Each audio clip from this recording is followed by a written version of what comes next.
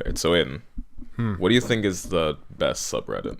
r/prequel memes. No. Damn it. I can say, you can't actually say what the best subreddit is because then you'll be deemed racist. Because you cannot say the word that is within the subreddit. Fair enough. Fair enough. But I can, so it's fine. And that subreddit would easily have to be r/water niggas. The name alone Yeah. is the best part. Yeah. It's literally just a bunch of memes about staying hydrated. And some of them are some of the fucking stupidest things. One of my friends showed me that. And that was like the best night that my group of friends have had. Like, I can't remember, like, one of the pictures that I can remember off the top of my head was like, someone was like, alright, I'm making cereal, and it was just like a bowl with like water and ice as cereal. It is the best thing I've ever had the pleasure of witnessing, and it is like, I follow that subreddit like a religion. It is so good. Oh, that's great. How have I never heard of this Reddit before? I don't know. This is great. Are you looking it up right now? I'm looking at it right now. Oh, nice. That's interesting. I'll talk about that later, though, because moving on. Seamless transition here. Oh, shit. Clink. Yeah. No, I'm not a writer. Okay.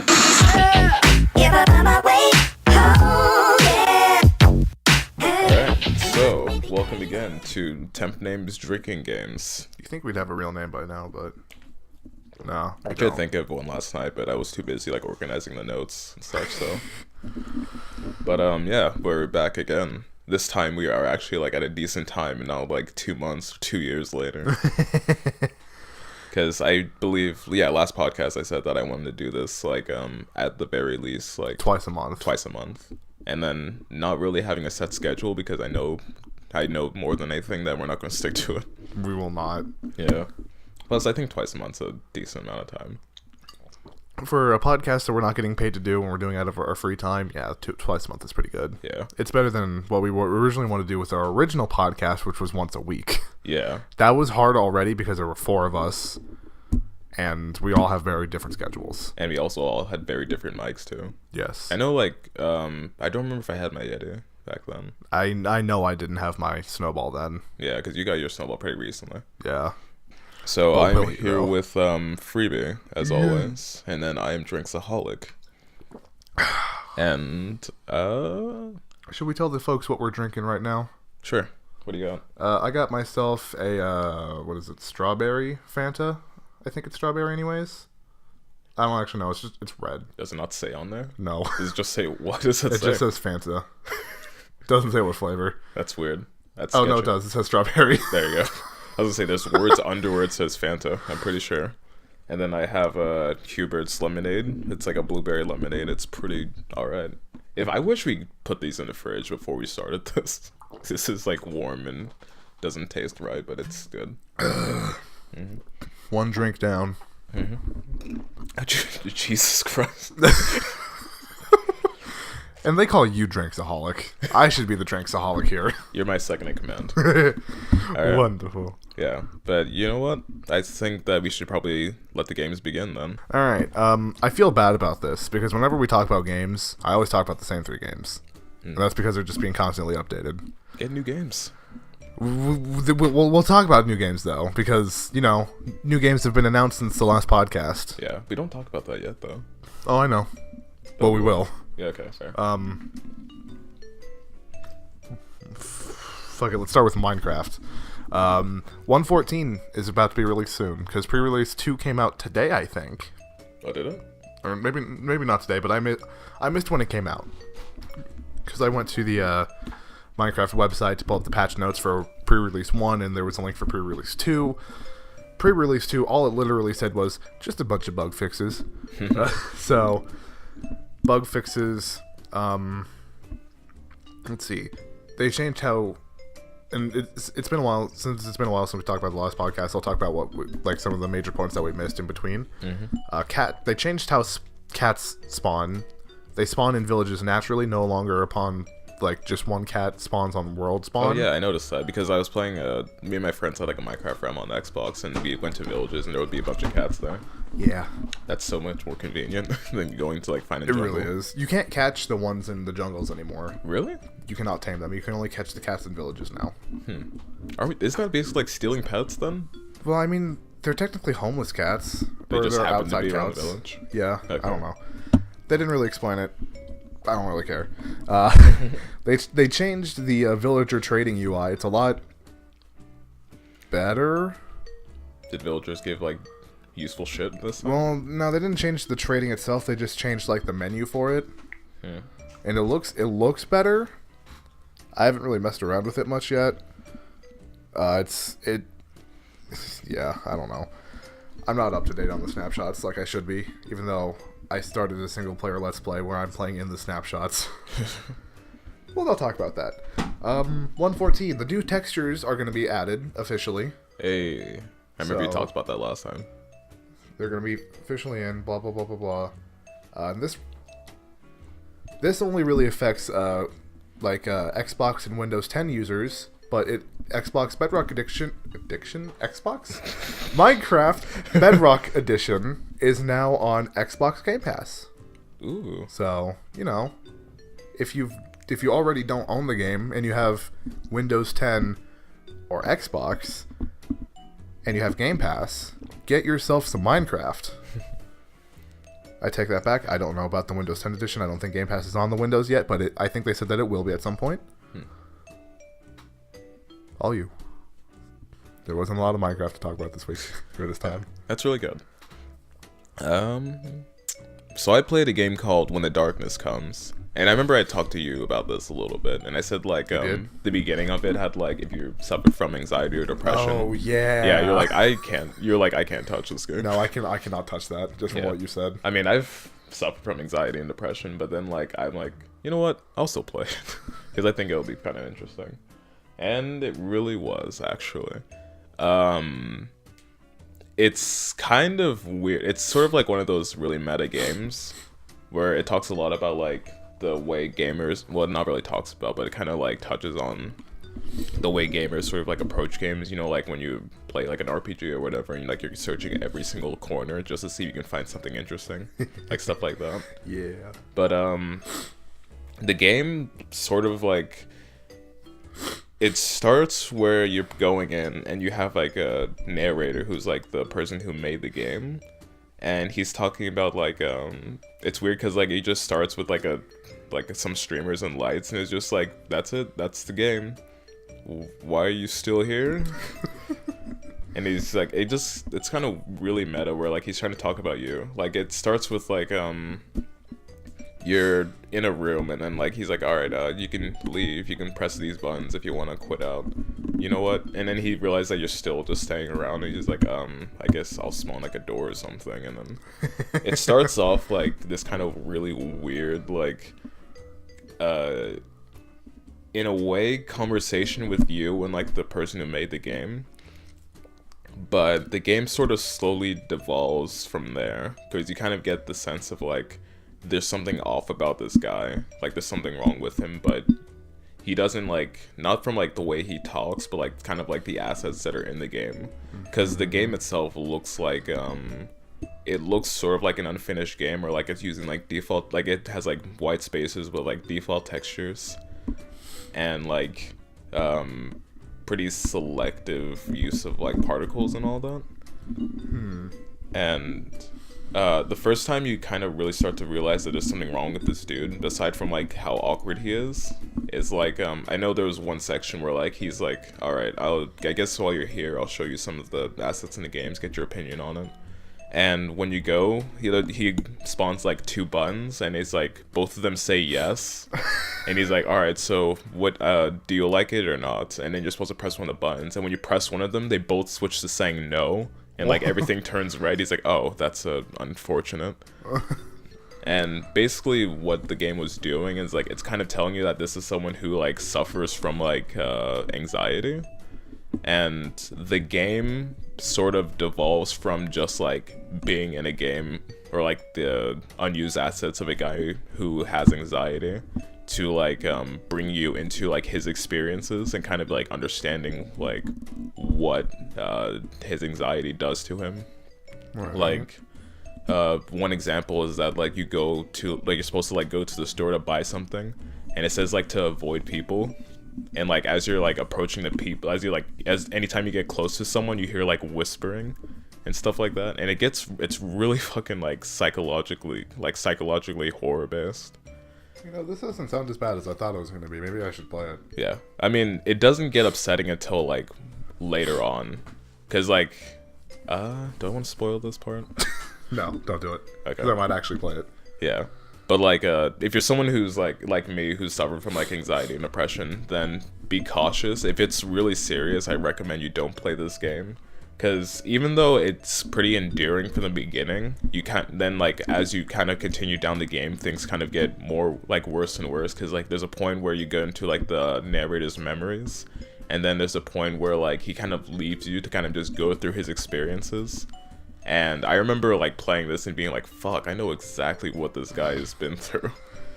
So yeah, it's a very interesting game, and one that I had the pleasure of experiencing. If you're someone who really likes games that are like kind of like very meta games, then this is definitely something I recommend. But again, if you've suffered from like severe anxiety and depression, I would take this with a grain of salt, maybe just pass it, just in case. See, that's why I want to pass on it, but from what you've just said, it doesn't sound as bad as I was expecting it to be. Mm-hmm. But you also said that it starts off not bad, but then gets worse. So I don't know. I'll still play it. Yeah. If I need to stop, I'll stop. Yeah. I know when to stop. So. Mm-hmm. Fuck. I guess it's my turn. Let's talk about everybody's favorite game publisher, shall we? EA. Oh man. And the good things that they're doing with Star Wars Battlefront 2. Because, you know, the large-scale game mode, which you haven't played yet, have you? I don't think I have. Oh, boy, we're going to have to get you to play with us sometime. Capital Supremacy. It's a Clone Wars only, at the moment only, and from what it seems to be, only going to be Clone Wars based game mode, where it's a 32v32 game. Okay. But 12v12 of them are like AI. Okay. So it's technically a 64-person game, but it's only like 48 players. Okay. At the moment, it's only on Geonosis, and your objective are to capture command posts, which looks straight out of the 2003-2005 Battlefronts. So that's great. I think I only played those like once, but they were fun. They're so good. They're so fucking good. But yeah, the command post looks straight out of that. I think I talked about that a little bit, but I'm just going to explain the game mode because we didn't know how the game mode worked last time we talked about this. Mm-hmm. So there's 5 command posts, and if you have the majority, so 3 or more, you start to gain like reinforcements, and once you get 50 reinforcements, dropships will come out of the sky, and then you have to get on the dropships. And then for every person that gets on the dropships, 3 more reinforcements get added. And then you fly up to the enemy's capital ship. It's 2 phases up on the ship. Breach the doors in the hangar. Get to their reactor core. Blow up the reactor core. You win. This game does not have a set timer. It goes until the ships blow up. Okay. So it could go for a really long time. Okay. The first game I played was like an hour and a half. Oh god. But it was so much fun. So there's that. The Dooku pajama skin was finally added. Yes, Dooku pajama skin. It was taken from one episode of the Clone Wars, just like the Dark Ritual skin, but it's good. Okay. I don't have it yet. I'm probably gonna get it at some point because it's stupid. I mean, it's pajamas. Like what? Let's see, in about April 24th, which is 10 days from now, they're going to add a new Capital Supremacy map. We don't know what planet yet, but we know that it's going to be Clone Wars. Okay. So it could be either Kashyyyk, Naboo, or Kamino. Don't know. And then sometime in May, they're going to do a core rework of Heroes versus Villains, which is desperately needed. Oh, yes, it is. Because if you've never played Battlefront 2, Heroes versus Villains it's a 4v4 game where you're playing as heroes and villains, and then one person from each team is randomly selected to be the target. And if the target on your team dies, the enemy team gains a point. But there are people, usually on the dark side, the villains. Because, Jesus Christ. First off, they have Boba Fett. Boba Fett's the worst because he has a jetpack and he can fly around anywhere. Tatooine's the map, like Mos Eisley is the worst map for heroes versus villains. For that alone. And then you got Darth Maul, who's the fastest character in the game. Motherfucker just runs, doesn't ever stop. So, we don't know what they're doing yet, but it'll be good to hear that they're not going to do that anymore. Yeah. As much as I love HVV, it sucks. I'm glad that they're reworking it because, like, I remember all the time, like, basically, like, every single time we played, someone gets super frustrated. Because the thing is, when we play Battlefront, we play with the Biy-Team, so there's the 4 of us, and we only really ever play Heroes versus Villains. Because for me and do I use real names or screen names? I guess it's fine to use real names. Grant, Wadey Clover. I'll just say both. Grant and I just played a lot, and because of that, fuck it. We'll just cut this part. It doesn't matter. I'm done with Battlefront anyways. Okay. So I played a game called Ghost Hospital, and it's sort of like it's the same subject matter as When Darkness Comes, but it's more focused on, like, a specific character rather than, like, you being put in the experiences of some other person, if that makes sense. Right. So it starts where you're playing a character named Robin, and she wakes up in a hospital for ghosts.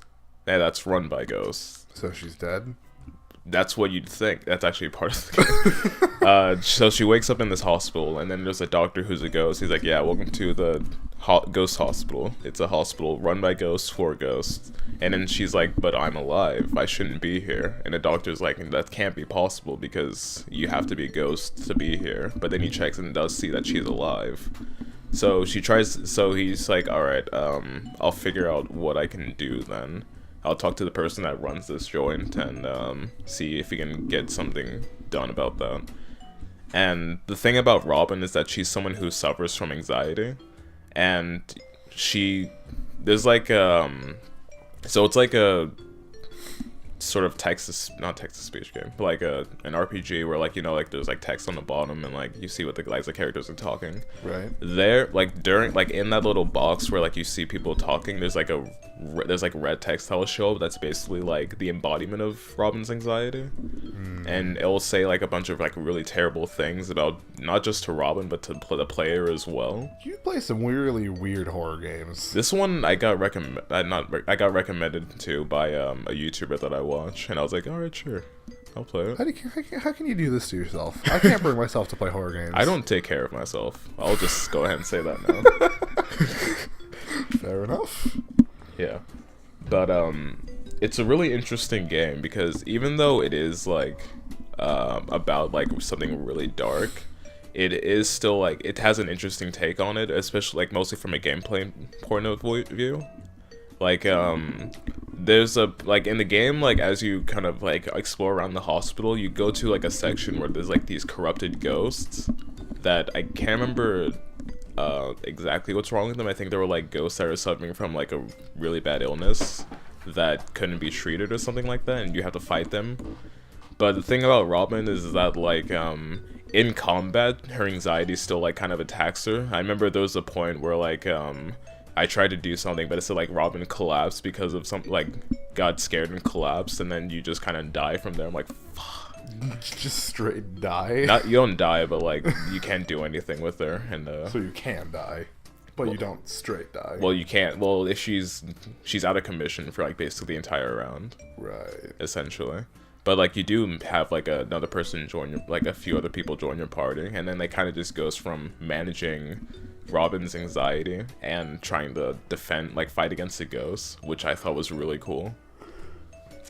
But yeah, this is a very interesting game because it's like I said, it is the same subject matter as When in Darkness Comes, but it's much more focused on like Robin herself rather than like you getting put in the experiences, like you like alone in the experiences of like the specific person. Right. Okay.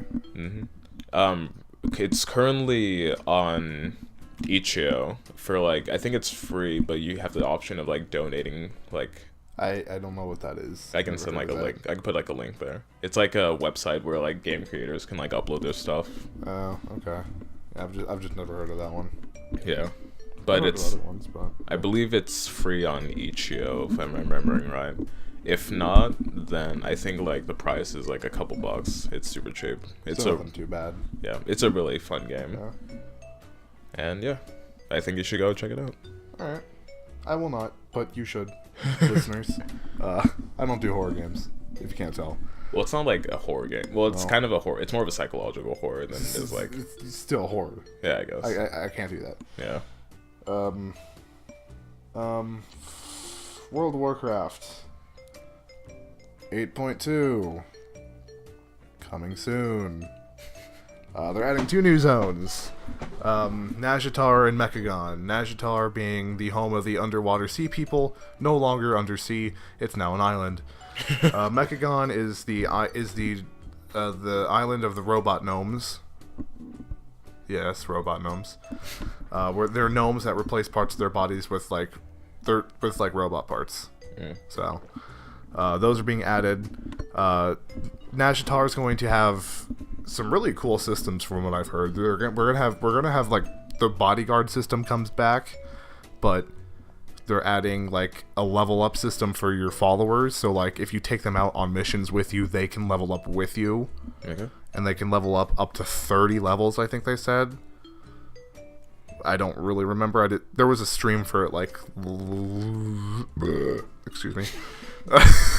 There's a stream for it about like what's happening that I think happened on Thursday. I didn't watch it, unfortunately, because I think it happened when I was asleep. Not the point.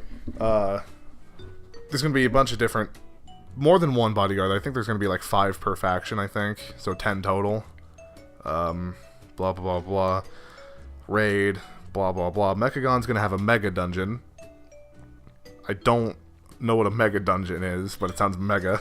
It's a dungeon, but it's mega. It's really, really strong dungeon. I think what they said, it was going to be like, it's either going to be heroic or mythic plus only, and it's going to have 9 bosses, which I think is, like I said, it's a strong dungeon, which is more than normal because most dungeons have 4 to 5. So like over 2 times the amount. Yeah. Yeah. Let's see. War campaigns are happening. The Gnome and Tauren Heritage Armor is coming out. Heritage Armor is cool. You don't know what that means, do you? I don't know what that means. Heritage Armor is basically like, it's an armor class made for that race. So it's like their racial armor. That sounded really weird. I don't know how to describe it. I can show you pictures. I know what later. you mean, though. I know what you mean. They're really cool. It started with the allied race system, and now it's expanding back to the 11 core races. It's coming to the core races. I don't know how many there are. Okay. Because there's a lot. The last 2 that came out were the dwarf and the blood elf. Next we're getting the gnome and the tauren. Yes. Flying's being added, pathfinding. I haven't been able to fly in current route. I haven't been able to fly in WoW since Pandaria, so this I don't really care because I'm not going to do pathfinding because that's stuck behind a rep grind, and rep grind is already bad enough, and I have to do that for the heritage armor and all the allied races. Not worth it. Heroic Warfronts. Warfronts get shit on a lot for being probably the worst thing in Battle for Azeroth. Why? Because it's repetitive and people find it boring and mind-numbing. Okay. It's a game that you can't lose. You physically cannot lose it. The game does not allow you to lose. That explains why it sounds boring. But they're updating it to have heroic Warfronts where you can lose. It's supposed to be a lot harder and stuff, so I'm excited for that because I enjoyed at least the concept of Warfronts. Okay. because it's large scale battles where it's PvE large scale battles, and they can take anywhere from the shortest I've done is in half an hour, the longest I've done is 2 hours. Okay. And now that we actually we can possibly lose, that's even better because it's an actual challenge instead of just like, hey, you can do this for like armor, because like every time you complete it, you get a piece of armor, and it's like, cool, armor. And now it's like, yeah, I can lose. It's good stuff. No PTR yet. We don't know when the PTR is going to be starting. Probably sometime soon, because they announced it last week at this point. So it could either be this week or the next week. No idea when it's going to be released, but that's fine, because it's looking good. Nice. It's cool. Moving on. So I've been playing a little bit of Amnesia Justine, which is an attachment game to Amnesia The Dark Descent. And the thing about Justine is that it's not, I guess it's more of just like if you die, then you stay, then that's it, then the game's over. You dead. Yeah, so if you die, then you like then you're done, and you have to like restart from the beginning, which for me is difficult because like it's hard for me to play this like for a very long time and then have to like restart from the very beginning just so I can like play it again. I mean, I've only died like once so far. That still sounds awful though. Yeah, it's a little difficult. So it's still tied into the world of Amnesia, but you're facing a different monster. Like you're not fighting you don't fight the monsters. You're not encountering the brutes or the grunts anymore. You have something called the suitor. What, are you playing Halo or something? Brutes and grunts? Jesus. I think, no wait. I don't think that's what they're called. I don't know what they're called, but I'm pretty sure the first one's called the grunt, and the other one's called the brute. I believe so. I know, or the gatherers. I don't remember exactly. It's been a while since I played Amnesia. I don't remember. But the main monster in this one is called the suitor, and what's different about the suitor is that like it's much more humanoid than like the actual. It basically looks like a corroded, like a person with corroded skin and like no eyes, and then like what looks like a sort of like wagon wheel around his neck. Oh. How'd that get there? Yeah, and it sounds very human too, like as it's approaching you, and like as it gets closer to you, that like you hear like an echoey like human voice in the background as well. It's basically much creepier than like any of the monsters that you've encountered in The Dark Descent. So the goal with Justine is that you're playing as a woman, and you're going through like what's called an experiment by this girl named Justine. And what it's basically is that you have to go around and you have to save different people. And she says that like, yeah, like every area where there's a person, it's a puzzle to figure out how to move on to the next place and how you can save this person. And if you save the person, then you save the person, but if you don't, then they die. Oh. Actually, for most of them, it's like that. I know the first guy, like, literally the way to save him is to not kill him. So you're supposed to go around and try and save all these people and go through Justine's trials and solve these different puzzles so you can move on to the next area. But you have this monster called the Suitor that's trying to kill you. Well, it's like the other like monsters in Amnesia where like you have to hide from it. If it sees you, it kills you. But what's different about the Suitor is that it's not like you encounter the monster, you run away, and then it eventually goes away, then you can proceed on. The Suitor is always there. So it's a persistent force. Yeah, so you have to like lure it somewhere else, go around it. Either lure it somewhere else if you can find a place where you can kind of get around it, or you have to like be in the same area as it and like watch its like movement patterns, because it like patrols around certain areas, but like it will move within like certain, if you can catch it when it's like moving within like a certain path, then you can work around it. I remember farthest I gone so far was the third section where you have to like the third person that you have to save, where like it's like this water area, and the monster will move like right by where the person is, and also like the door that you have to leave to, and there's these like wheels that you have to turn to like open and close doors. And what I had to do was I had to like wait for the monster to start moving away from the door the guy was in, and I had to like go over, move the wheel a little bit, and then move back before the monster can come back towards that door. Yeah. God. That's It's funny. really fucking tense because, like you said, it's like the monster is like a prevalent force that you have to constantly work around, and it's possible to like fight. And what you have to do is like you have to find really interesting ways to not only hide from the monster, but kind of hide in a place in which you can basically move as the monster is like traveling and moving along these different paths.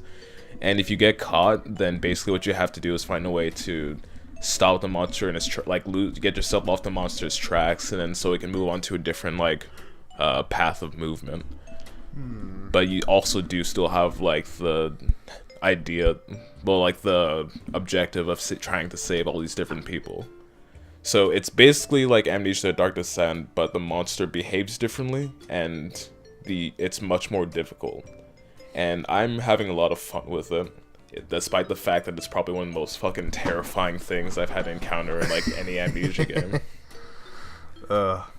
Yeah, Nice. it's basically like when I played Amnesia: The Dark Descent, there was a moment with like the Brute, like the other monster, where the monster was in the same room as I was, and there was like nothing between me and this monster but like this one pillar, and I had to like move around as the monster was like traveling.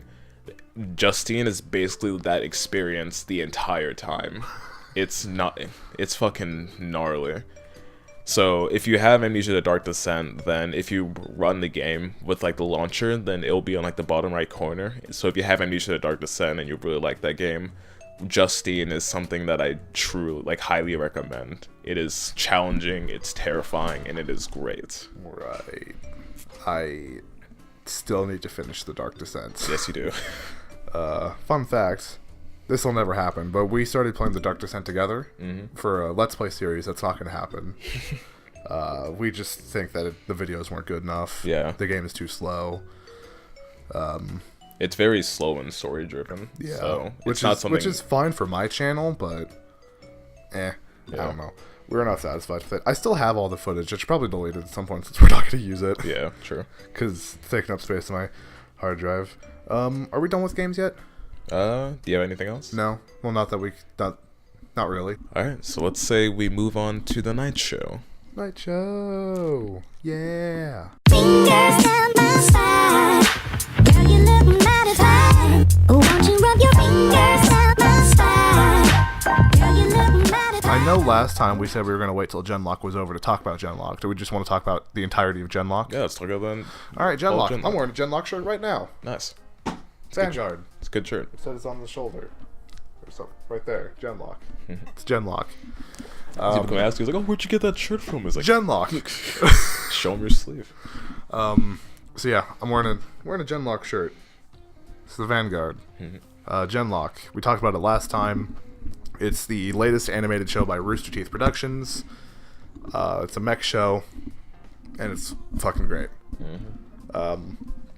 I didn't think I'd like Genlock as much as I did. Oh, neither did I, because I don't care for mechs at all. The only exception being like Titanfall. But basically the premise of the story is that there's a cultural war going on, and between the Union and I can't remember the name of the good guys. The Vanguard? It's like the polity or something. Oh. The Vanguard's the military. Oh, okay. The polity is like the cultural people or whatever, I think. It's going on between them. It's been happening mostly in Europe until the Battle of New York, where we join our main character, Julian Chase, played by Michael B. Jordan. He's really fucking good. Very in good this. voice actor. And the Battle of New York, he's a fighter pilot. He essentially sacrifices his life to save New York. He does not save New York, however. And he is thought dead for about 4 years. So, yes. That's just half of episode 1. Because each episode is at least 22 to 30 minutes long. How much detail should I go into? It's already fully out. Just it's go in out. spoiler territory if you want. All right. Well, Talk about the ending too. it is. I should preface this. This is behind the Rooster Teeth first paywall, So if you want to watch it, sign up for a Rooster Teeth First account. There's a 14-day trial. It is on Crunchyroll as well, so... Yes, it is. So it's either on Rooster Teeth or Crunchyroll. The first episode is free, I think, however. Mm-hmm. So if you want to watch the first episode, you can. But then it's behind paywall for the rest of it. But I highly recommend it because it's so good. So where was I? Yeah, Chase shot down in New York. He comes back 4 years later in literally half of a body. He loses a good chunk of it. He is the first individual identified as Genlock compatible, meaning he can upload his mind to a electronic brain, and with the brain can control robots, the Holons, as they are called. So he does that. There's 6 total. He's got Chase. There's Chase, Sinclair, Cammy, Valentina. And what's his name? Kazu. Kazu. 5? Yeah. No. You said Sinclair, right? Yeah. What's her face? The yellow woman. Oh, I don't God. Why can I not remember her name? She's one of the more interesting ones. She is, though. Because she was like... she used to be part of the... Union. The Union. Mm. But yeah, there's 6 of them. They're the only 6 people in the world who can do it, apparently. Well, 7 if you count Leon. But he grew out of it, but he could still do it. Yeah. Anyways, there's 6 or 7, I don't know. 6 or 7 pilots.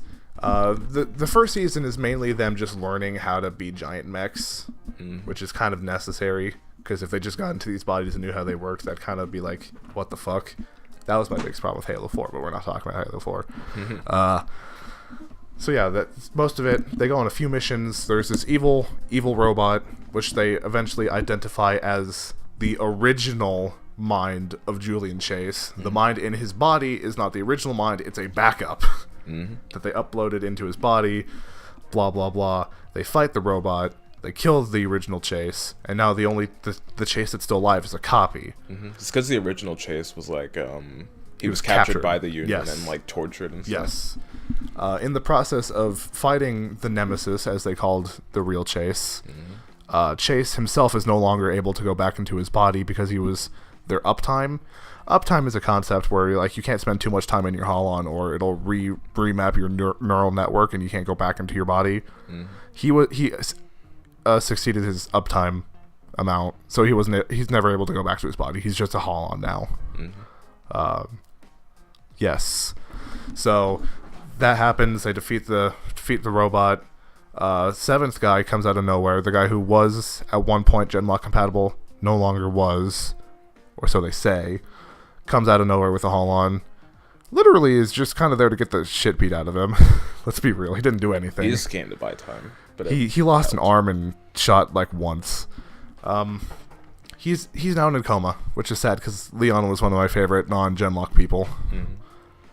And then the Genlock crew flies away, and that's a very brief description of the show. Do you want to talk about the post-credit scene? Yes.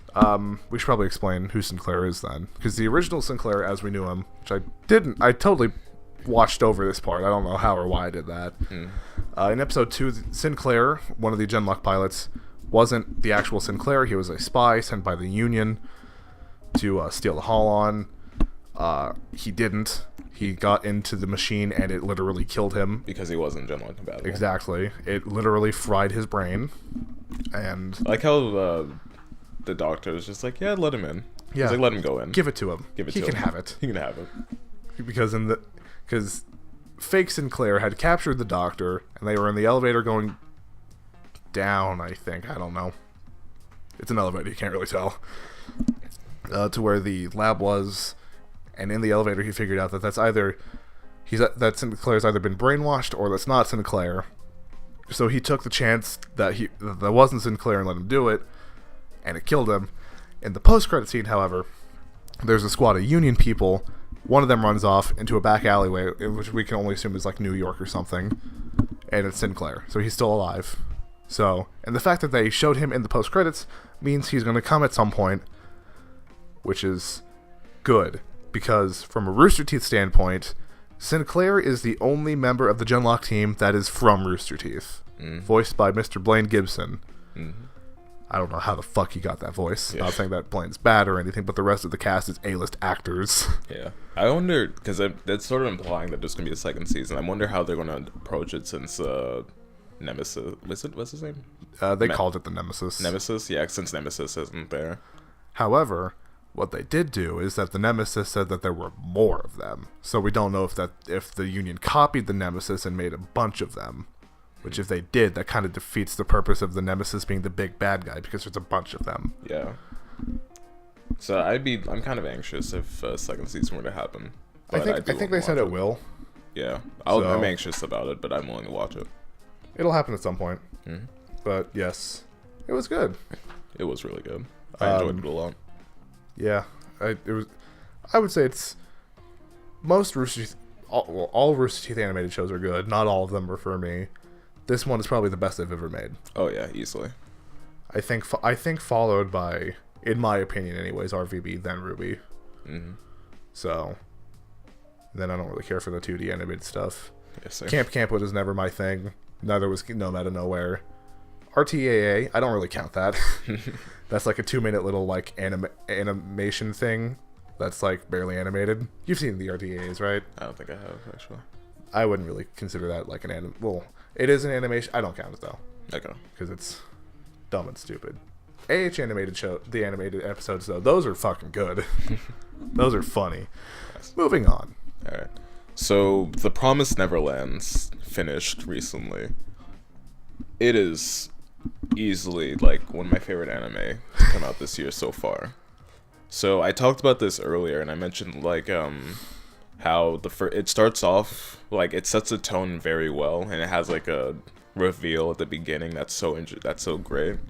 I'm going to get into spoiler territory, so if you haven't watched it, then stop listening to this podcast right now, go watch it, and then come back and then listen to what I have to say about it.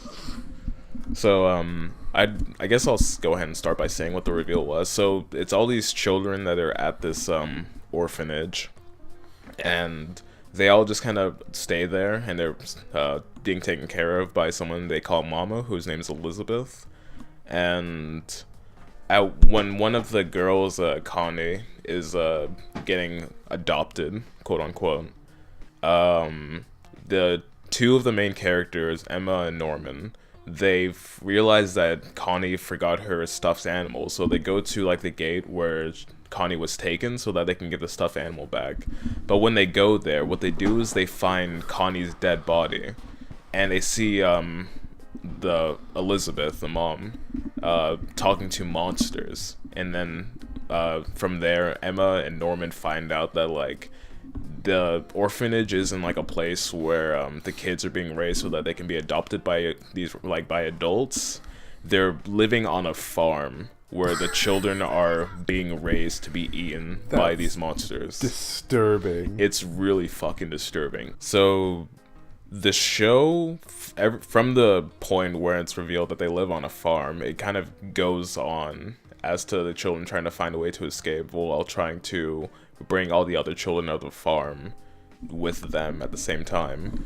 And then as the show progresses, you see like a lot of the obstacles that they're really trying to face. Like it basically just devolves from like not just finding a way to escape, but a way to overcome these obstacles that make it almost impossible to escape.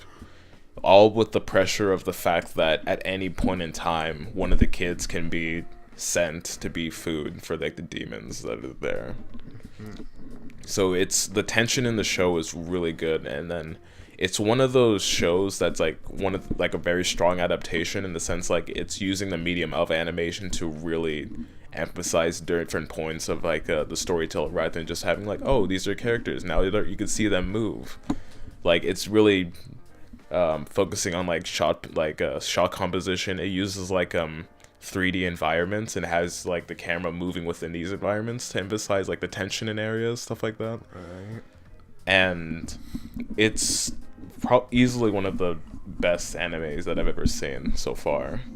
The characters in the show are also very interesting as well. We have like the main cast, Emma, Norman, and Ray, and we see like how these characters are, how different these characters are, and how they try and cooperate with one another. And I really like the way they interact. And then you also have like some of the villains, like Mama Elizabeth, and eventually later on a woman named Sister Crone, who's kind of like, she's hoping to become a mom, like someone who runs one of the farms, but she's acting against Elizabeth as well. Like there's a point where she teams up with the kids, but at the same time she is still trying to like sell them out. What? And I don't know, it gets really complex. But the moments with Crone are fucking amazing. Like there's a scene that I absolutely love where Crone plays tag with the kids. And what the scene does is that it shows just how much of a threat Crone is. Because, like, she captures the kids super easily. Despite, like, the fact that the kids have basically, like, Emma, Norman, and Ray have been training the kids in tag to, like, prepare for the escape. But despite the training, Crone is still able to really capture all of them, even Emma included. And it goes through, like, the lengths of, like, having it so that it's playing like playful music, but because you know the context of what's going on, it's a really interesting way to like depict horror in the show. It's definitely one of the best things that I've seen, and if you haven't watched it, you need to watch it, because the like I said, the tension is very great, the animation is very good, the storytelling, and like even like the main villain, Elizabeth, the way like you kind of understand like what's her logic is really interesting as well. I don't know if there's much more I can say about this without kind of just gushing. I think I asked this last time you were talking about it, but I'm going to ask you again for the people. Where can we watch this? It's on. I watched it on Crunchyroll. Okay. And I'm not sure if there's. I mean, you can find like. I'm sure there's other like animes, like watching websites where you can watch this. Yeah, but most of them suck, or you have to pay for them. True. If it's on Hulu, I'm set, or Netflix. But if it's not on those, I probably won't end up watching it, because I don't want to pay for more stuff, and I don't want to watch it on a shit website. But yeah, I don't think I can praise this more without it just sounding like gushing, and I'm pretty sure I've gushed enough already. Right. Do you like money? I love money. Do you like Monopoly?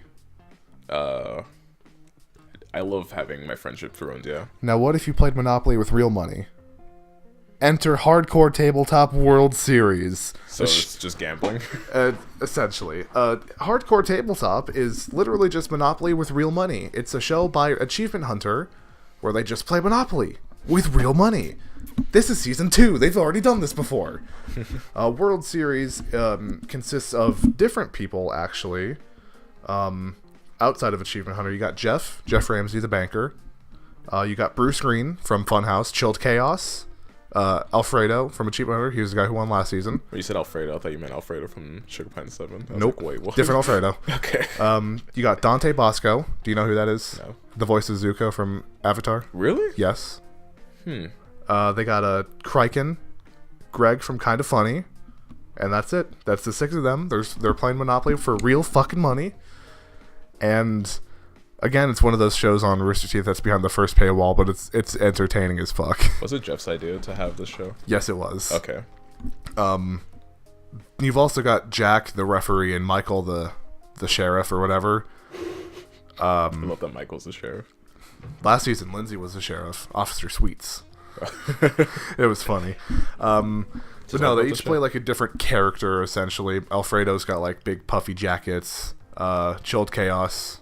It's just chilled, I guess. So it's kind of like D&D Monopoly with kind real of money? I mean, just look at that picture. Just look at that alone. Look at Greg. Do you want to know where he keeps his money? Where? He keeps it in his crotch. Of course he does. It's Greg Miller we're talking about. Then Kryken is playing off his persona Chad, which came from the Friday the 13th game. Dante Bosco is a tugboat driver, I guess. I think is what he said. I don't know. Bruce is the supreme leader. Chilled is just chilled, and Alfredo is just Alfredo. It's really funny. As we're looking at the picture of like the set and whatnot, so I'm just describing the picture you're not looking at. The table they got, that's where the Monopoly board came from. Wait, what? Do you know that AH Monopoly board I have?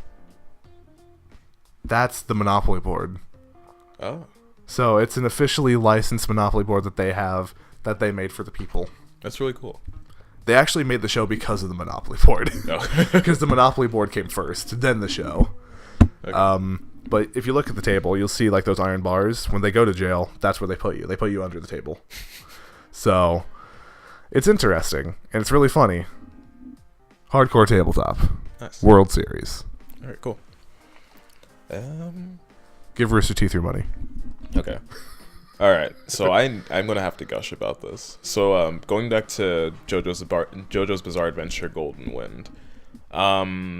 I wish like in the time in between when I talked about like the last podcast and now, we had the reveal of another stand, the stands of like one of the main characters, Trish, and the reveal was so fucking good. I guess I can start by talking about like what the show is. So Golden Wind is the 5th part of JoJo's Bizarre Adventures, and JoJo's Bizarre Adventures is separated into parts, each part following a different character in the Joestar bloodline. We're following Giorno Giovanna, who is probably the fucking jankiest like JoJo in there, because the first JoJo, Jonathan Joestar, his adopted brother Dio, in part 3 it's revealed that he stole the body of Jonathan, and then in part 5 we learned that Dio had a kid. So Giorno is both the son of Jonathan and the son of Dio. What? Because it's Jonathan's body, but it's Dio who was the one who actually like Did the dirty? did the dirty. Yep. Okay. It's fucking, Anime's weird. yeah. I'd say like when it comes to like weird shit in anime, this like in like Japanese like media, this is as weird as it gets, and it only gets weirder from there. Wonderful.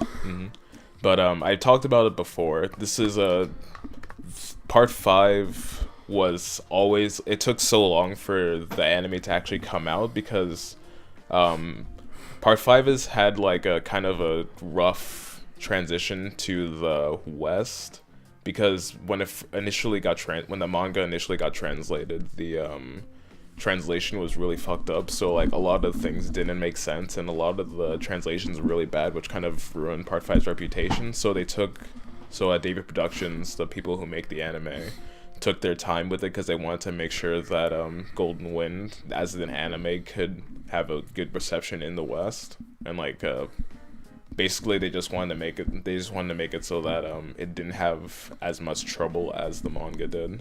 Right. So it's a gang story. We're following Giorno Giovanna as he enters a gang called Passione, and his goal is to overthrow the boss so that he can basically run the gang and make it so that the gang isn't like doing the terrible things that it's doing, like selling drugs to kids was one of the main points. That's fucked up. Yeah. So like how, when you say kids, how old? I think one of them was like 13 or something. Okay, that's not as bad as what I was thinking. Yeah.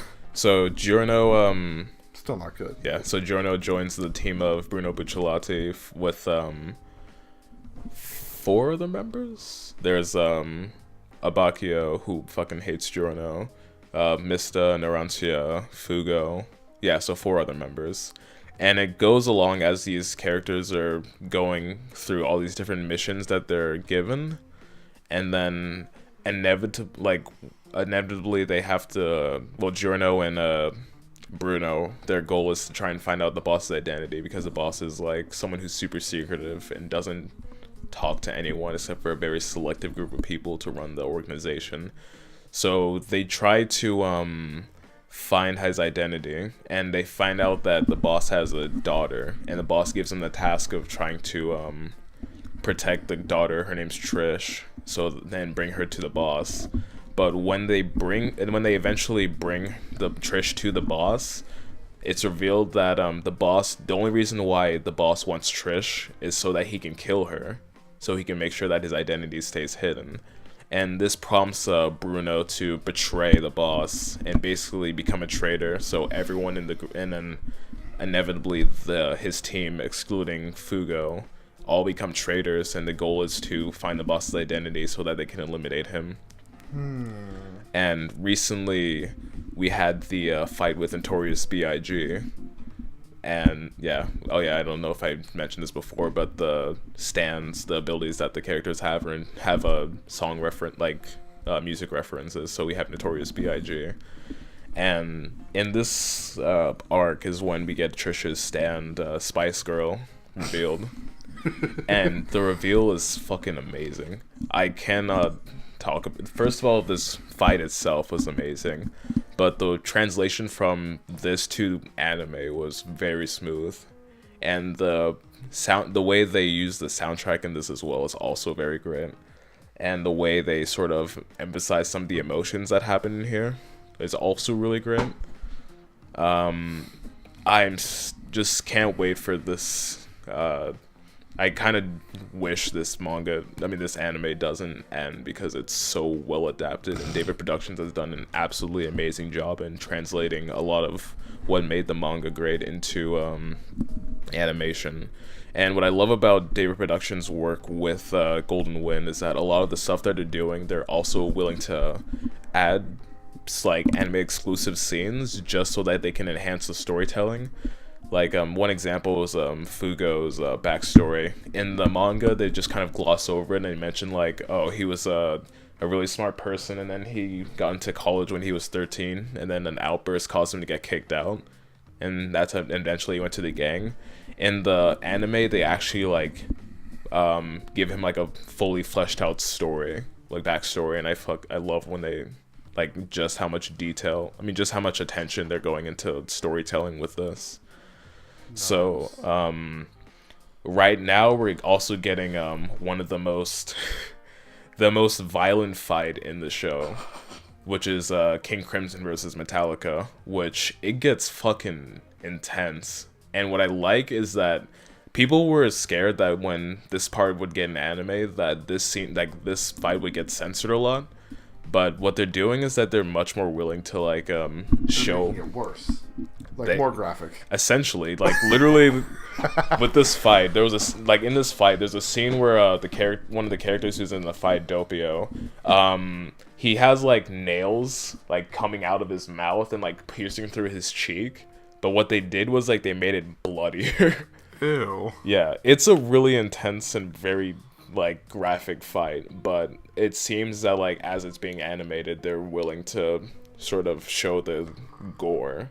And I like that, because that means you don't have to get distracted by the censorship. Right. So I can't wait for this fight. We just got the first part of the fight. I can't wait for it to finish, and I can't wait to see more of what the anime is going to do.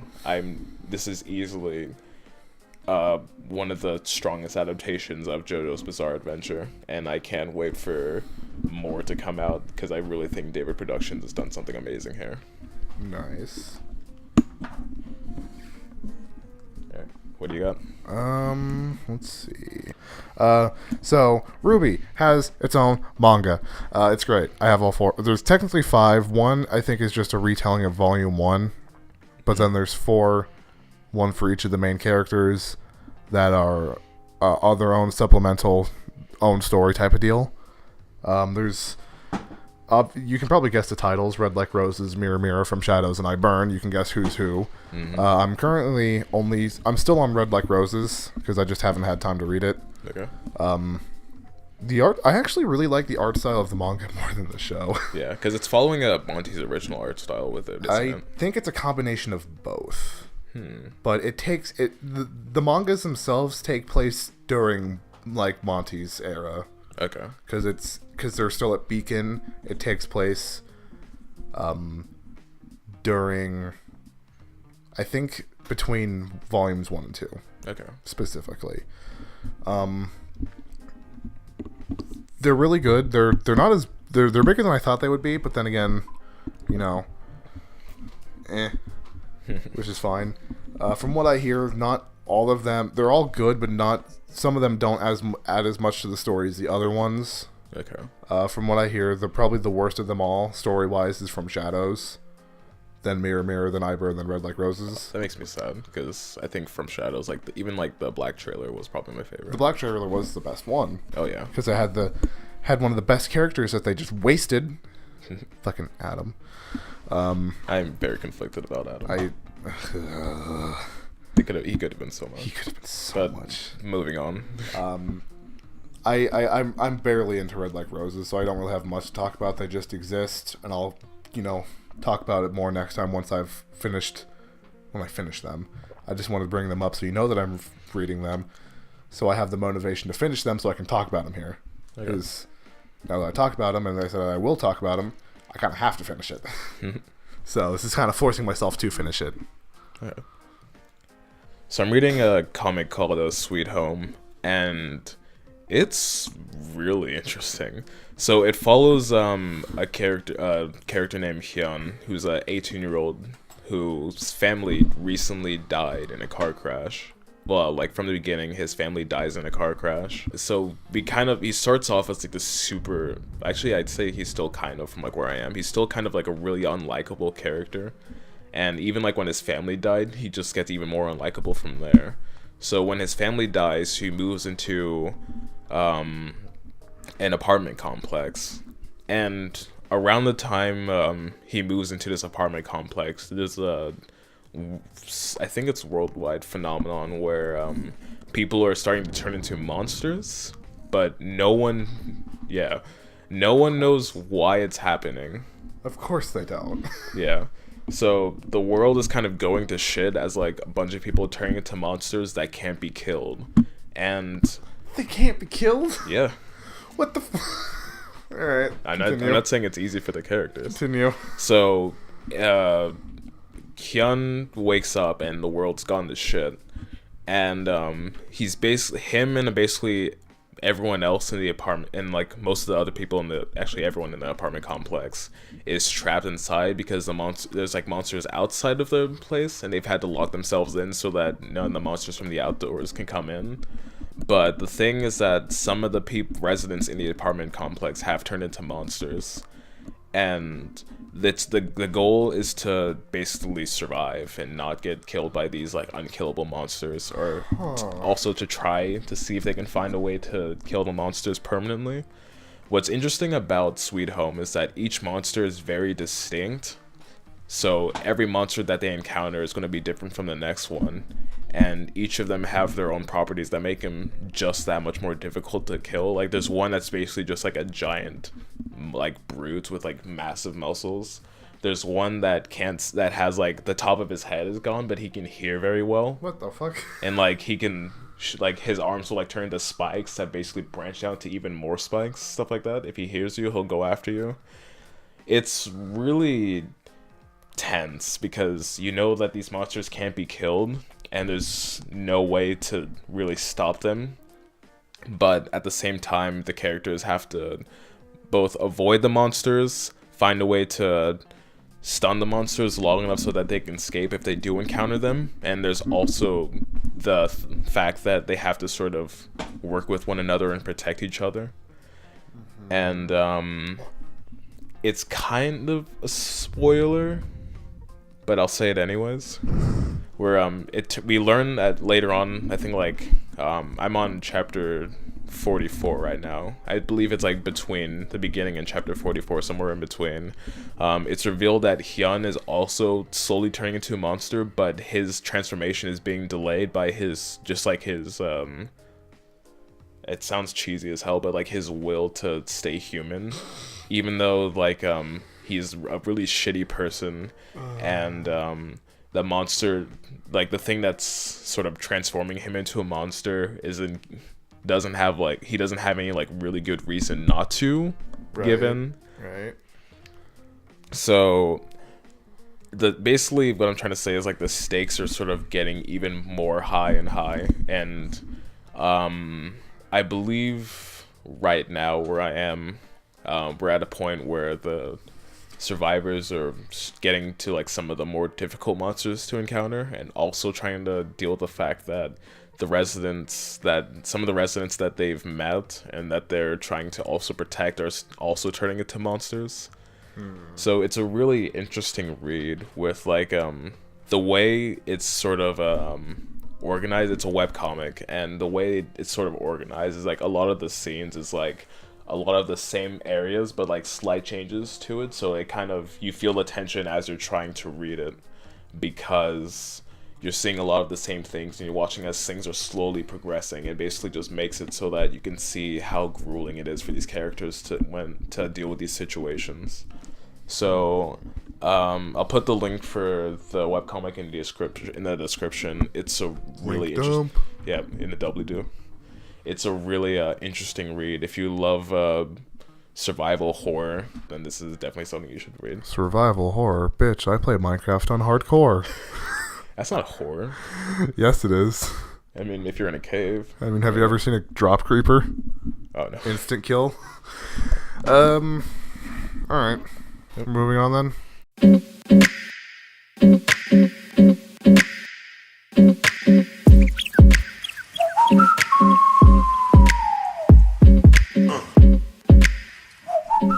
If you know anything about me, who I am, and what I like, you'll understand why I'm so excited for this one.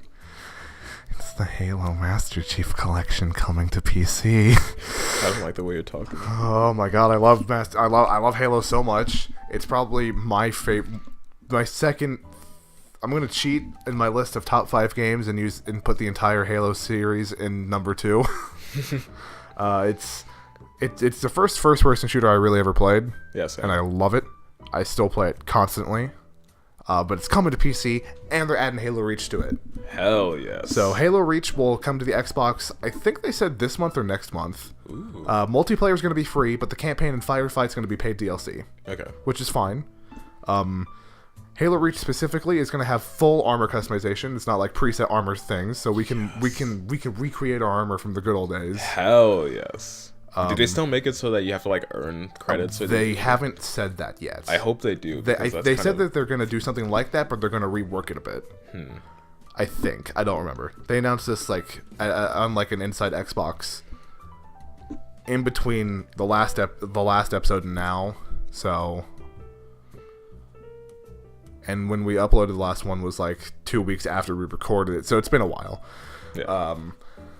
So they said that it's going to have full armor customization, and if it goes well, they might bring that to the Halo 3 armor as well. Yes. Dude, if they do that, then Halo 3 will easily be like the best Halo. I know, right?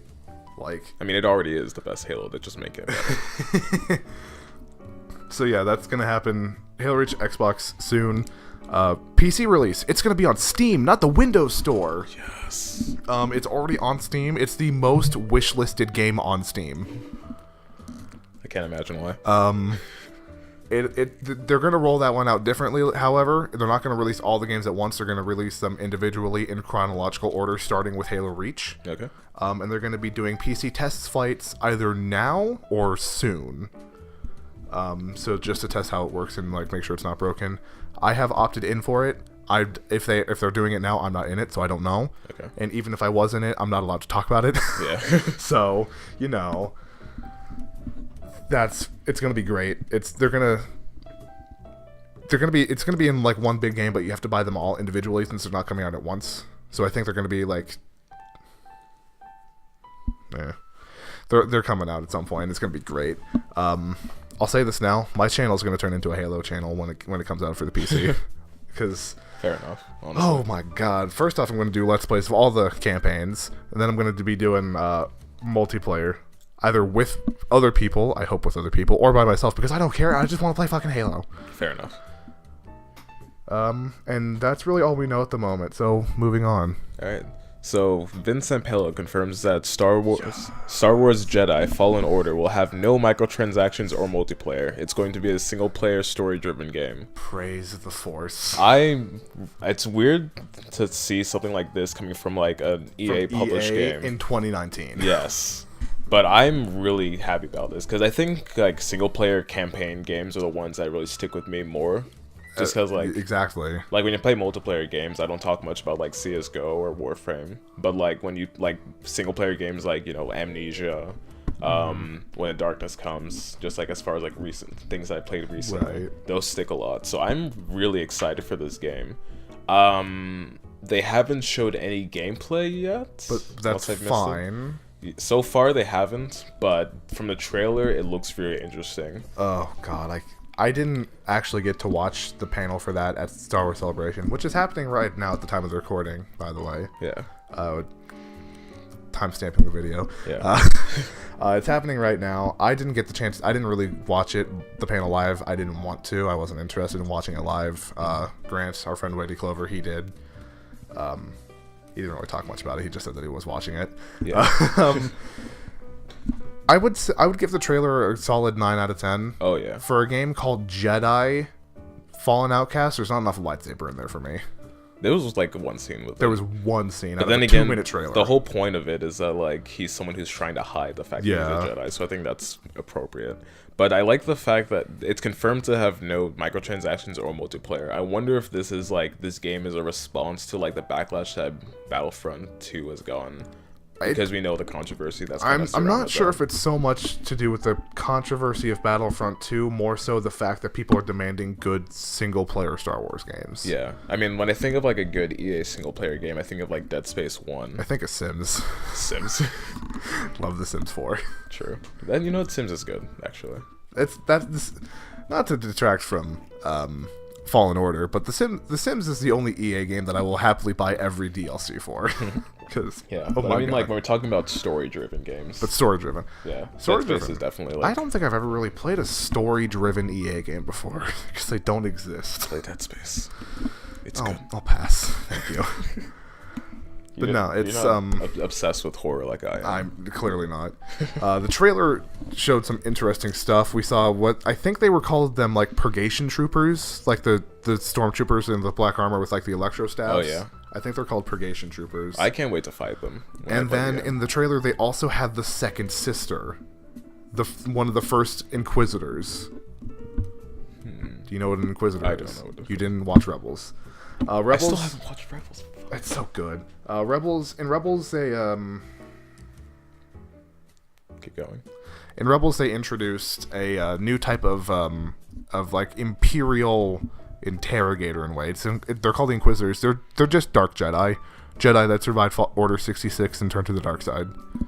The Grand Inquisitor, he was a temple guard. Okay. We don't know anything about the other ones though. So the second sister, I assume, is the second Inquisitor, or if not the second Inquisitor, definitely the second female Inquisitor because she's the second sister. Mm-hmm. I don't understand where they came up with the name system for that. It might be Not like the a. point. It might be like something that's in this story that we just don't know about. Probably because it's supposed to take place after Order 66. In the trailer, the main character, which I don't think was given in the video itself, but it's in the description. His name is Cal Kestis. Cal Kestis. In the trailer, it shows him going through the body of a clone trooper and finding the message of Palpatine saying execute Order 66. And then he's a part of a salvage team that's tearing apart old Clone War era Venator cruisers.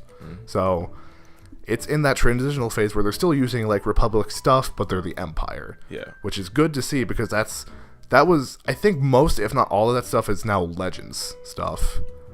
Because we had something with that at the beginning of The Force Unleashed back in 2009, I think it was. I fucking love that game. With the first mission where you go to Kashyyyk. Because, correct me if I'm wrong, but they're still stormtroopers, but they have blue markings like they're the 501st and they're using Republic-era gunships. I think. Alright. But yeah, It's good. The lightsaber design is really weird, though. There's got to be some story behind that. Yeah. Because it looks like an ancient lightsaber. So, yeah. But yeah, I'm excited for this game. I can't wait for it to come out. it's going to be great. This year? Yeah, it comes out September? No, November. November 14th. 14th, yes. Yes. So yeah. It's going to be great. All right. Should we just jump to the big thing then? Since we're already talking about Star Wars. Yeah, Star Wars Episode 9 is coming this Christmas. I mean, that's kind of a given. That's how the big episodes have been. Yeah. I think the only one that didn't was Solo. Yeah. And it suffered because of that. But the thing is, like, we got the trailer recently, and the trailer... Not a trailer, a teaser. Teaser, I mean. And I guess since it is a teaser, it doesn't say much, but we know... Way much. Like, The Skywalker lightsaber is back. Mm-hmm. I'm just gonna get right into it. At the very end, probably the best part of the part that left me in shock. Literally everyone. The Senate has returned. The Senate is here. The Senate is here, and democracy shall live again. Emperor Palpatine is back, baby, and better than ever, probably. Oh, yes. This is probably the best thing that could have ever happened to a Star Wars movie since Disney took over. Mm-hmm. From what they said, this will end the Skywalker saga, which is Phantom Menace through the Rise of Skywalker. All 9 movies tied into one. I have total faith in JJ because I loved The Force Awakens. I believe that he can handle this, especially because they worked with George Lucas directly for this one. I don't think he did any hands-on whatnot, but he helped them write the script and the story for it. Okay. So, and George always said, Star Wars is the story of Anakin Skywalker. Take that how you will. Yep. I mean, it's called Rise of Skywalker. It's called Rise of Skywalker, and Luke Skywalker. We already know what happened to Luke Skywalker, so I think we know what's going to happen, but I wonder how they're going to approach it, because there's a lot of questions that they're going to have to answer. See, I think I already have an answer for how Palpatine's back. If you want me to go into this. Let's not. Okay. Just because we have other things to talk about. I Do we, have an idea do we of want like to talk about anything else? Of course we do. So Do we though? Because I just want to talk about Star Wars. Yeah. But yeah, I'm excited for Episode 9. I think it's going to be great. It has the potential to be the best Star Wars movie since Disney took over. Oh yeah. And I think it will be if they do it right. And I have faith that they'll handle it well. I guess I kind of want to just wait. I don't want to form any opinions until like we get to see a little bit more of it. I guess. I don't know. I'm excited for it. I'm even if like I have like if I'm skeptical about like anything else that they tease, I'm watching this movie anyway. Probably the best thing that's come out of this trailer so far is the memes with how they said with like Thanos and Palpatine, how Thanos was supposed to be the biggest villain of the year, and then Palpatine's like, hold my beer. Yeah, I love that. It's great. Mm-hmm. Star Wars. All right. Am I right? Mm-hmm. Borderlands 3 is coming September 13th. Fuck you, Epic. That's all I have to say. It's got an Epic Store exclusive for the PC, and that pisses me off, even though I'm not going to play it on the PC. Yeah, but still, I can't wait to get my hands on it. It's going to be fucking great. Over 1 billion guns? Gun legs. Wait, that's illegal. No, leg with guns. That's illegal. No, gun with legs. Something like that. But it's illegal either way. I remember going on Reddit and going to like r/Warframe, and people were like, gun with legs? Morphem's been having that. With like the MOAs. But yeah, this looks good. It definitely looks like a game that's not going to take itself that seriously, and I love when things are willing to be like that. That's why I love the Saints Row games. Mm-hmm. Those, oh my god. Saints Row is weird as hell when I play it. It is, but it's so good. Yeah. So yeah, I'm excited for Borderlands 3 to come out. They said this year, right? Yeah, September 13th. I don't want to talk about it, alright? just cut it. Cut that. Cut it. I'm not cutting that. That's staying in here. Yeah, so that's happening. Besides that, we've seen a bunch of characters from previous Borderlands. We've seen lots of characters from previous Borderlands games return from the trailer alone. Mm-hmm. The original Borderlands crew, minus the soldier whose name I can't remember. Was Zero in this trailer? Yes, he was. Okay. He was with the Tales from the Borderlands characters, whose names I don't know, because I never played or watched it. I mean, a lot of the designs are still sort of the same. So I guess it's like if you. I mean, it's kind of hard to not get the art style for Borderlands right. Yeah. So I mean, like the character designs, like they haven't really modified the outfits that much, but I think that's fine. But you can kind of tell that some time has passed because the guy with the robot arm from Tales from the Borderlands, he's got a big beard, and in Tales he had no facial hair, I don't think. Mm-hmm. So time has definitely passed, and I think his arm is a different color too. His robot arm, I think it was gold in Tales, and now it's red. But you probably won't be able to recognize him because of the red arm, but you know. Yeah. C3PO jokes. I was waiting for you to say that. But yeah, besides that, we don't really know that much about Borderlands 3. We just know what's happening and that and that people are both excited and angry because of the Epic Store exclusive. Mm-hmm. Let's talk about that real quick. How people have been review bombing the previous Borderlands on Steam because of the Epic Store exclusive. I think that's so unnecessary. It really is. Like, there are better ways to show your distaste for that. Like, I can't think of any, but there's better ways to do it. So yeah, I mean, sometimes gamers can be fucking petty. Yeah, as gamers, we can say that. Yeah. But yeah, that's about it. Excuse me. And with that, I have one more if we want to talk about it real quick. Okay. Pokemon. All right, we're done. Now, Pokemon Sword and Shield, that's coming this year as well. I don't think they gave a date for Pokemon, just that it's happening this year.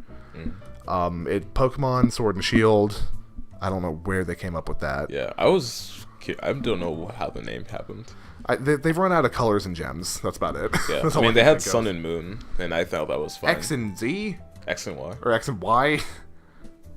They're running low. I mean, they have been. If there's anything that the recent there's a literal trash bag Pokemon. Yeah. If there's anything that like the recent generation Pokemons have taught me, it's that they're running out of ideas. I will say this though, the starters actually look pretty cute. They do look really cute. I'm gonna go with Sobble. There's one that's like a rabbit. Scorbunny. Yeah, Scorbunny. He looks cute.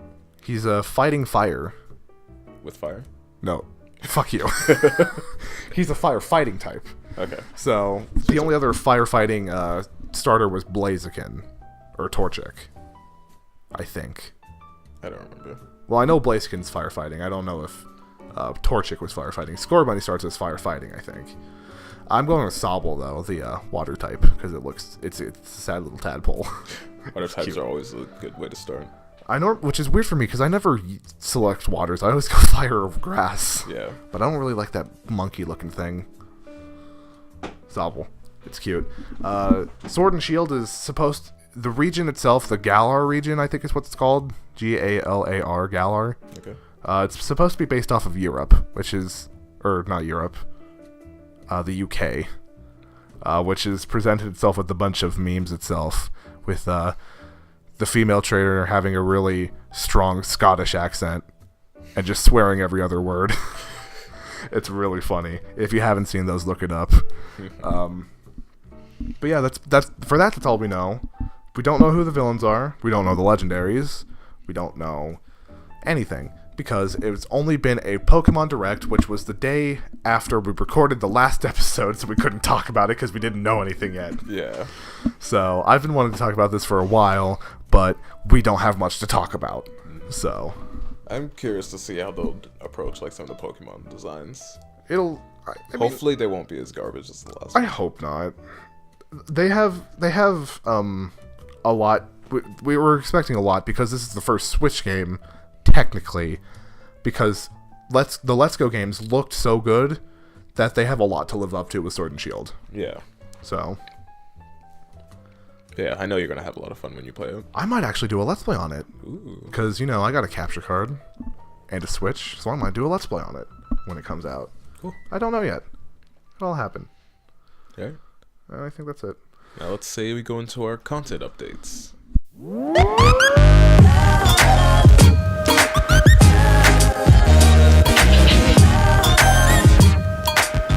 see. So for content updates, if you follow my channel, you probably already know one of these at least. I did an update video 2 weeks ago, I think at this point. I remember it being really recent. I'm not going to do a constant schedule anymore. I don't have the time or patience for that. I'm just going to upload videos when I want to. If that means one video every day, so be it. Monday, Wednesday, Friday, Saturday, so be it. Just Tuesday, no videos 1 week. That's just how it's gonna be.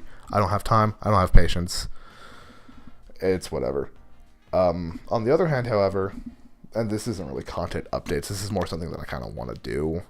I'd like to get a small group of small content creators together and just start a Minecraft server. You know, get like 5 to 10 people all playing on one server, putting out like constant videos and whatnot. I feel like that'd be fun.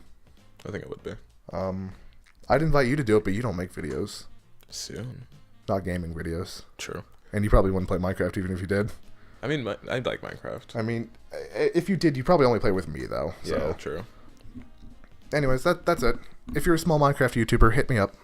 I'll consider it. I can either run it myself or join another one. I don't really care. I want to do it. All right, and then for me, I remember last podcast I talked about like I just didn't really have any specific things that I was looking into, but I did have some ideas, and now I'm starting to do a little bit more research on it.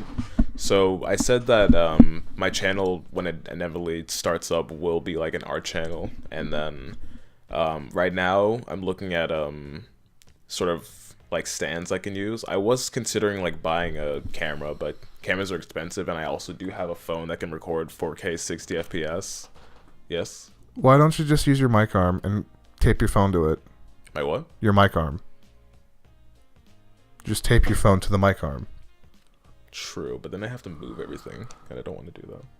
Well, it's cheaper to do it that way if you just tape it to it. Yeah, but also the mic stands I've seen were only like what, $20? Just get another mic arm. I guess. But if I'm going to get another mic arm, I might as well buy like something set for it. I mean, like what I saw was like basically what I have right now, but like at the end it was just something that you can hold your phone in. So it's just like an attachment you can switch off. Basically. I'm still looking into it.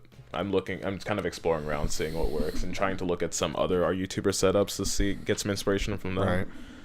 And so as far as like the content of the videos themselves, I think most of them will just be like maybe sort of just like maybe like just anything like testing materials, showing like how I draw things, talking about like art styles, like giving tips as to like how I got mine. Yes. Will you do like art tutorials and teach me how to draw? Why not? Okay. I mean, I could. That's an idea for a series, teaching Freebiy to draw. You know what? That actually does sound kind of cool.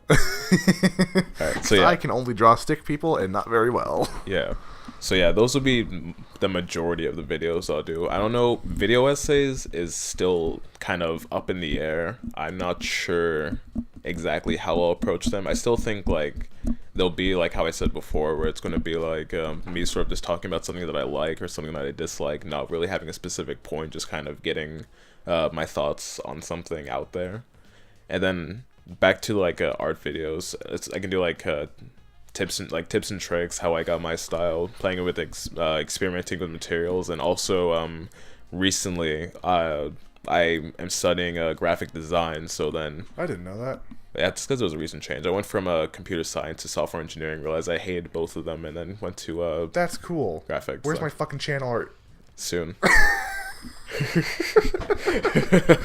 Now that you're in graphic design, I kind of expect it. Now I'm basically legally required to make exactly. A channel art at this point. If you need to use it for like a project for school, feel free to. Oh yeah, easily. I'd just say like, yeah, I'm doing this for you. You have no choice.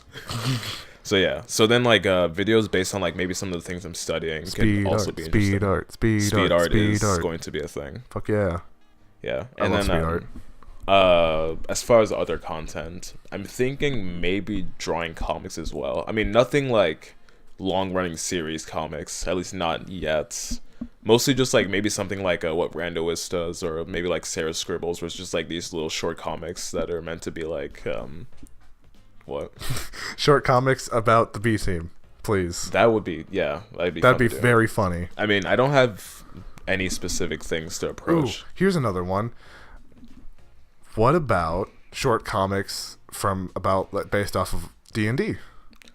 That'd be good too. Fun fact: we have a D&D group. It's just the Biy-Team. Yeah. I'm the DM. We're actually going to meet as soon as we're done playing the podcast. Playing the podcast, recording the podcast. I can't fucking. So yeah, I mean, there's a lot of ideas that I like about it, but nothing set. Either like maybe just like something from real life, something from like the D&D campaigns that we're doing. something about like the Biy-Team, and also like maybe just like making original characters and then just having like comics about them, like something really simple. Basically, just like simple comics that are an idea that might happen, might not happen, who knows. And with that, I believe we are done with this podcast. Well,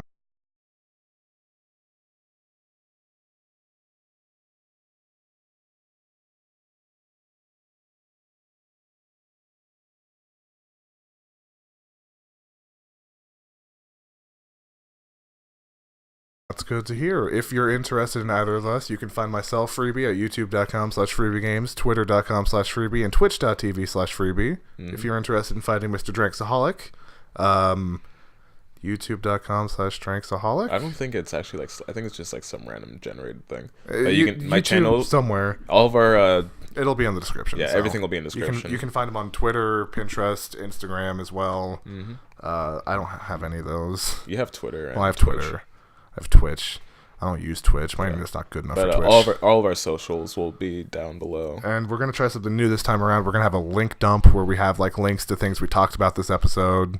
I don't know if it's going to be like one big dump or if we're going to like split it into like... I'll split it up. Split it into like category or by person? By category. It makes Okay. things easier. Okay. It is anything that being like studying under like computer science and software engineering has taught me is that having things sorted is very good. It is. So yeah, expect that in the description. It'll probably be in the bottom since we have like the important stuff in the top. And besides that, don't forget to join our Discord, the boys. It's in the description down below as well. And feel free to join. We'll see you there, and we'll play some games. Maybe you never know. There's a lot of like chats there, so there's That a lot no of one things uses because there's no one in the channel or the server really. yeah, It's just sad, but that's. I mean, I kind of made the server with the point of bringing like you, the viewers, in, and you haven't. So you know. Don't forget we're small. I know, but still. Yeah. I have 50 subscribers, damn it. One person, please. All right, I think we should end this before you descend into madness and I start did years crying in the ago. corner. I don't tear. I don't tear. I don't cry. I only water from the eyes. I can show you a few like shows and maybe change though. No. Please no. All right. We'll see you for the next round of drinking games. Hopefully we'll Temp have name. a name, like an actual name by then. I say if we don't have a name by episode 5, we just stick with drinking games. Yeah. Because we've been doing this for 4 months now. Oh yeah. 3 episodes, 4 months. We should have a name by now. If we don't, in the next 2 episodes, we're just sticking with it. Yep.